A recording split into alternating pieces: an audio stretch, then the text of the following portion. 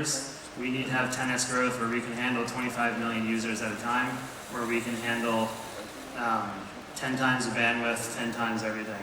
And this is a short-term target. We are in talks, I'm sure many of you who've heard of Tor recently heard of the Anonymbox. No, okay. The Anonymbox is Tor in hardware. Someone tried to take our Tor software and build it into the firmware into a router so that when people wanted Tor, they could just flick a number or flick a switch and their traffic then becomes encrypted and anonymized. If you build a custom ASIC to do the elliptic curve cryptography we do, it would work really well, and they were trying to do that. Turns out they didn't really have the skills to deploy something like that, but in 3 days on Kickstarter, which is a fundraising website, they raised $1 million from 3,000 people in something like 40 countries, which means there's a huge demand out there that people don't want to install software, they don't want to argue and fight with their computers, they want to just put a box on the network and run it. One of the things we get requested the most from service providers and enterprises is, can I buy a Tor appliance? We have every need to protect our privacy when we want to protect it, and if only I can have a box that just works and just runs. We don't have that yet. We're too busy writing software, and we would love to have help in actually making hardware in a Tor appliance. Law enforcement and governments would probably be your first major customer.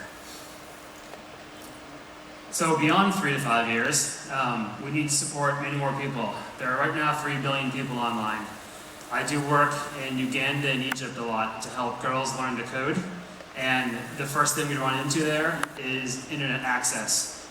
All these online coding things work fine if you're sitting in Western Europe or America or Asia with 100 megabit connections. They don't work so well if you have to pay for 100 megabytes of data and do a dial-up at a time.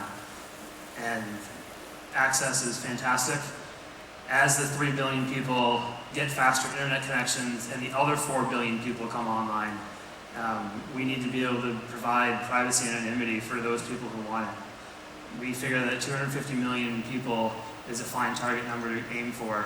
I'd be happy if we had 1 billion as well, but that's a huge number, and many companies can't even scale that far right now. And that's it. That's my presentation. Thank you.